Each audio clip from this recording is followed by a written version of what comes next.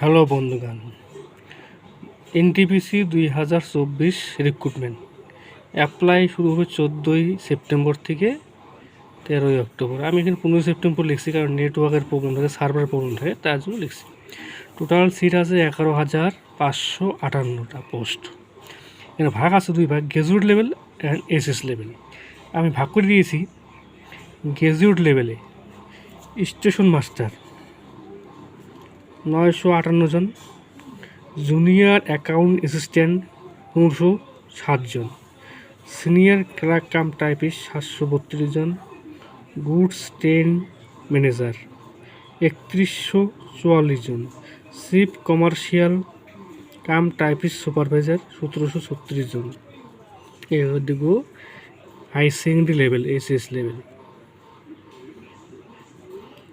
SS লেভেলে apply শুরু হবে 21শে সেপ্টেম্বর থেকে 20 অক্টোবর 2024।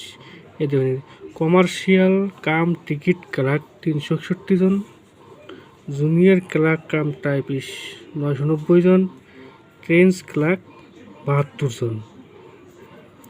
আমি আপাতত প্রথম যে কম্পিউটার বেসড পরীক্ষাটা হবে তার কিছু বলতেছি। ফার্স্ট এক্সাম 61টি কোশ্চেন থাকবে, 100 মার্কস থাকবে। নেগেটিভ হবে, 3টে ভুল করলে 1 নম্বর কাটা যাবে।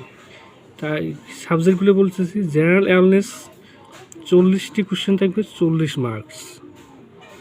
ম্যাথ থাকবে 30টি কোশ্চেন।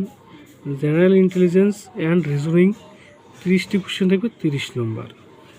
আপনারা অ্যাপ্লাই করা শুরু করুন এবং ভালো করে প্রিপারেশন নিন।